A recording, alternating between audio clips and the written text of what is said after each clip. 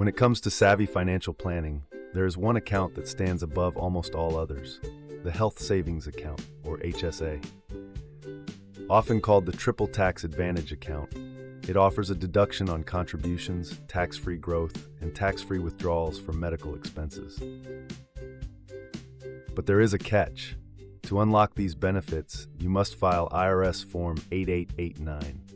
Whether you contributed a single dollar through your employer or took a distribution to pay for a dental cleaning, this form is your mandatory ticket to proving those transactions are tax-free.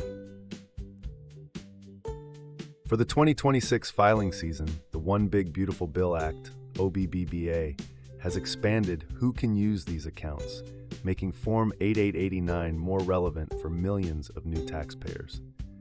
Today, we're going to break down this form so you can keep your healthcare savings exactly where they belong, in your pocket.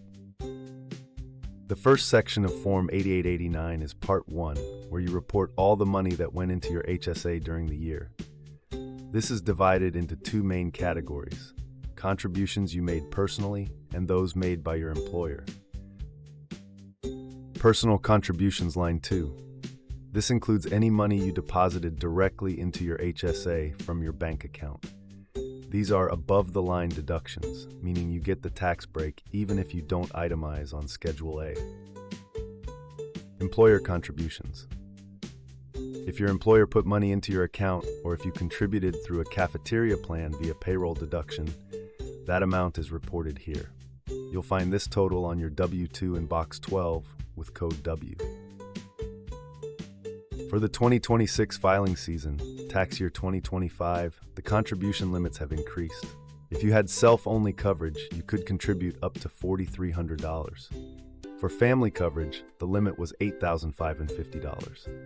If you are age 55 or older, don't forget the $1,000 catch-up contribution, which brings your total even higher. Part 1 is where you prove to the IRS that you stayed within these legal limits. Part 2 of Form 8889 is where you report the money that came out of your account. You will receive a Form 1099-SA from your HSA custodian listing your total distributions for the year. Your job on Form 8889 is to tell the IRS how much of that money was used for qualified medical expenses. Qualified distributions. If you use the money for doctor visits, prescriptions, or even certain over-the-counter items, it is tax-free. Non-qualified distributions.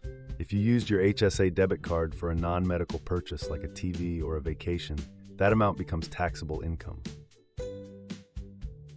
Even worse, if you are under age 65, you will be hit with a 20% penalty on those funds. One of the best pro tips for 2026 is that the OBBBA has expanded what counts as a qualified expense. You can now use HSA funds for direct primary care, DPC fees, up to $150 a month for individuals, and telehealth services without needing to meet your deductible first. This makes Part 2 much more flexible than in previous years. The final section, Part 3, is the penalty box of the form. It deals with situations where you may have lost your eligibility for an HSA during the year, but continued to contribute. The most common scenario here involves the last month rule. This rule allows you to contribute the full annual maximum, even if you were only eligible on December 1st. However, you must remain eligible for the entire testing period, which for 2026 filers means staying eligible through December 31st, 2026. If you drop your high-deductible health plan during that time, Part 3 is where you calculate the back taxes and 10% penalties on those extra contributions. A massive change for the 2026 tax season is that more people than ever are eligible to file Form 8889. Under the OBBBA, individuals enrolled in bronze or catastrophic ACA plans are now considered HSA eligible, even if those plans don't strictly meet the old high-deductible health plan (HDHP) requirements. This opens the door for millions of marketplace shoppers to start building a tax-free healthcare nest egg. If you switch to one of these plans in 2025, this is your first year officially needing Form 8889. While Form 8889 only has about 20 lines, the underlying rules, especially regarding prorated contributions, last month rule testing periods, and the new eligibility categories, can be a minefield.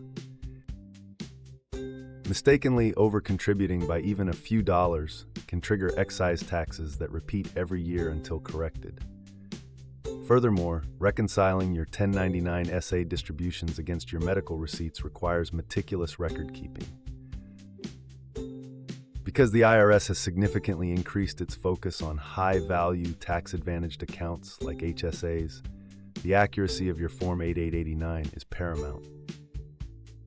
If you are unsure if your medical expense was qualified, if you had a mid-year change in health coverage, or if you are newly eligible under the OBBBA, we strongly urge you to seek professional advice. A tax professional can help you navigate the prorating math and ensure you aren't leaving deductions on the table, or worse, inviting a 20% penalty. When it comes to your health and your wealth, getting the paperwork right is the best investment you can make.